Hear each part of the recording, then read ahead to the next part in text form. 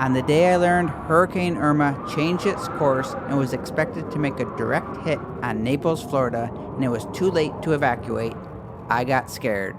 And you are listening to episode number 106 of Mike Murphy Unplugged.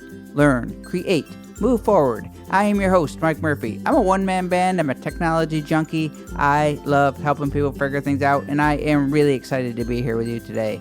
The goal of Mike Murphy Unplugged is to help you learn what you need to know in order to create online content so you can move forward in business and in life. So welcome to this special and abbreviated episode number 106. Today is the story of Hurricane Irma, and it's also an official shout out and thank you to all those sending well wishes, thoughtful notes, and good vibes our way. They all helped. Today's episode is going to be short as most of Naples is still without power. There's only one place that I know of that has Wi-Fi, but I wanted to give a quick recap of the experience of riding out Hurricane Irma, as I know it can be quite different from the social media version and what you see on all of the major news channels. Hurricane Irma. As most Atlantic hurricanes do, Hurricane Irma originated in Africa and was the most intense hurricanes to hit the U.S. since Katrina in 2005 and the first major hurricane to hit Florida since Wilma in 2005. Irma maintained the highest Category 5 rating with wind speeds topping 185 miles per hour. When it hit the Keys, it had dropped to a Category 4, and by the time it took mainland Florida, it was at a Category 3, but with winds up around 145 miles per hour, that is quite destructive.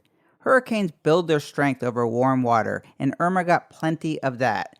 Irma also managed to skirt enough of the mountainous islands of Puerto Rico or Cuba that often break up hurricanes before they hit the mainland. Irma barreled through the islands like a buzzsaw and had its sights on the Keys, Marco Island, and was determined to make a direct hit on my beautiful beach town of Naples, which the locals joke usually gets spared because God has a condo here.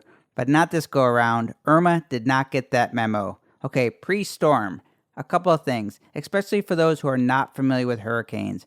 Now, I'm not originally from Naples, but I've lived here for about 9 years. Hurricane season is from June 1st to November 1st every year. So for 6 months out of the year, we get warnings that a storm is building off the coast of Africa, and they get named each season in alphabetical order starting with A. So Irma was the 9th hurricane of the season that had potential to make it our way. Some get more attention than others, and Irma was one of those, but most residents do not panic when a hurricane warning is issued. They usually monitor the situation. If it gets more serious, they begin the preparation process. The thing about hurricanes that many people do not understand is that they do not sneak up on us, and there is plenty of time to prepare for them. But what most people do not realize is that simply evacuating or driving north is not always the best answer because nobody really knows where it's going to hit until the Hurricane Center confirms its path 2 or 3 days beforehand.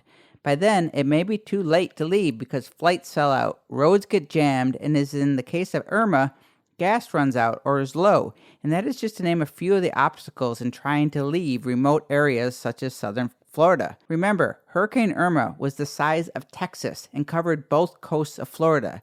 Not a lot of options in picking a safe place to drive to with an unknown quantity of gas in the state. The reason I tell you this is so many people on Facebook and social media made judgments that people were dumb for staying, or didn't they learn anything from Houston or Katrina? Evacuating has so many variables to consider, and it's not an option for many, and it's not always the best decision. Leaving town takes a lot of time away from work and family and costs a lot of money to travel and stay in hotels or fly. There are often pets and kids, and it's not always the best decision, as you may end up in a worse situation than what you could have prepared for. Homes in the tropics and subtropics, which is what Naples is, are built for hurricanes, and newer homes are nearly indestructible from wind forces. I found it really difficult looking at all the memes and the jokes and the comments on social medias, for until you find yourself in having to make life or death decisions for yourself and everyone that you care about, it is much easier said than done. And trust me, the residents of Naples and most of Florida were taking Irma very seriously. They were frightened. They were very concerned for their loved ones in their community, but they had to make the best decision possible. And most did. What you see on the news or what you read in the comments on social media do not always paint the real picture. Okay, when it got scary. So there are two models that predict the path of a hurricane. There's the US model and the European model. Europe, they say, is historically more accurate. The U.S. model had Irma making a destructive blow on Miami, which we were all banking on. and Europe had Irma headed to the southwest tip of Florida, aka Naples. Unfortunately, Europe won this Ryder Cup. As soon as we learned that Irma was predicted to make a direct hit on Naples as a potentially catastrophic Category 5 hurricane, I got really scared. Knowing that you have 2+ days to sit and wait for something so powerful and unpredictable to possibly devastate your home and town and possibly claim lives, that is not a good feeling. I could not sleep on that first night. I realized that we had no options to leave, and the only thing we could do was to be prepared for the worst. Now, my cottage is only 2 blocks from the water. There's no hurricane windows or shutters, so I had no plans on staying put. I packed my computer stuff, all of my good audio and camera gear, some clothes, and I closed up my cottage expecting to lose everything, to possibly win, but most likely water damage. If things had gone predicted with the surge, my cottage would have been underwater, no doubt. Preparing for hurricanes can be just like anything, in business or in life. You have to remain calm, level-headed, and use common sense. You also have to be prepared to change course if you learn of some new information or the plans change.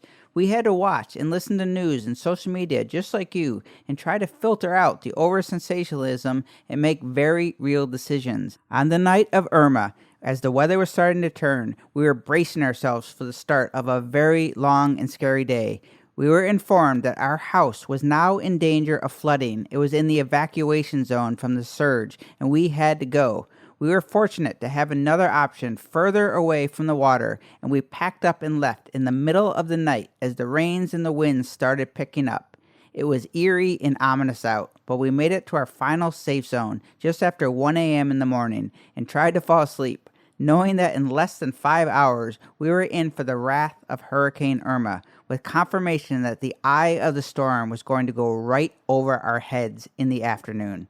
Try getting a good night's sleep knowing that. I woke up in a stranger's house with 20 people, a dog, a couple of cats, and I immediately knew that we were in good hands, and the house was a new construction, so it was built to withstand hurricanes, and the hurricane glass and shutters gave it the extra added bit of safety. We could not see outside because of the shutters, so we were really in a bunker atmosphere. But there was this 2-foot crack. We all took turns lying on the floor so we could witness Irma wreaking havoc on Naples.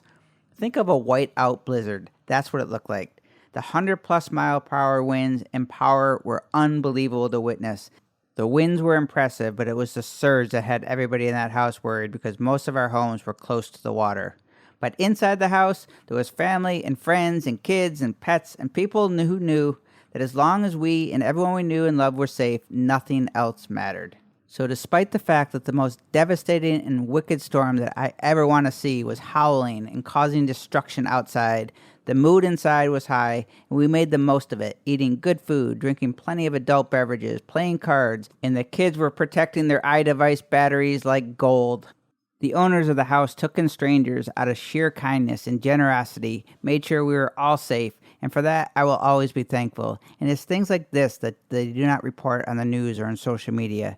We get busy with work and life, and sometimes it takes a serious situation to force you to take a step back and realize what is most important in life. Irma did that to me, and probably everyone who went through it. One of the greatest things when tragedy strikes, such as 9/11 or Katrina or Houston, is seeing the power of community and people helping each other. In Naples, people were helping their neighbors put up shutters and plywood over the windows. After the storm, a local favorite restaurant was giving away free hamburgers and hot dogs all day to anyone who stopped by. I showed up to a house on the night of the hurricane at 1 a.m. to a complete stranger's house who could not have been more accommodating and helpful. Pretty awesome, really. Okay, post-storm. I'm down to 10% on my laptop and about the same on my iPhone, so I'm going to wrap up today's podcast. But just a couple of things about post-Irma. Fortunately, the storm surge did not happen in the worst-case scenario because Irma hit us before high tide, so we really dodged a big bullet. Even though there was a lot of destruction in town, we dodged the biggest bullet, which was the surge. There are really large downed trees everywhere. The town looked like a war zone of vegetation and debris, but somehow a lot of homes and buildings received minimal structural damage. My old cottage was remarkably untouched, which I find incredible, but it is 75 plus years old and it has seen its share of hurricanes, so respect. I'm pretty sure that I would have been terrified if I rode it out inside of this cottage, but I am proud of the pod shed. It is tough. 90% of Collier County, which is huge, and where Naples is without power and potable water for days, maybe longer, and can be more than an inconvenience for many. And remember, this is Florida, where temperatures stay around 90 degrees with high humidity. So unless you have a generator, no power means no AC or fans, which can be dangerous for babies, pets, elderly, and more. I'm not worried about myself, but I do think about those who have it worse. For me, I haven't been able to create content. I haven't been able to conduct business. I have not replied to people. They don't know or necessarily care about my emergency situation. I may not upload this podcast, and all of these things do bother me because I am reliable and consistent. But at the end of the day, the only thing that matters is that people you call friends, family, community are healthy and safe. Irma reminded myself and many others of this. Things do not matter. People matter. And pets too. Hurricane Irma. It was not easy. It was frightening and something I am not looking forward to anytime soon. It caused people to get stressed and emotional, and relationships and friendships were tested. A lot of tough decisions had to be made. But at the end of the day, the only thing that mattered to me was the people that I cared about was around to tell their own story. I will never forget you, Irma, but you are not welcome back anytime soon. I thank you for joining me today. I hope you join my one-man band, and together we can learn, create, and move forward. Cheers.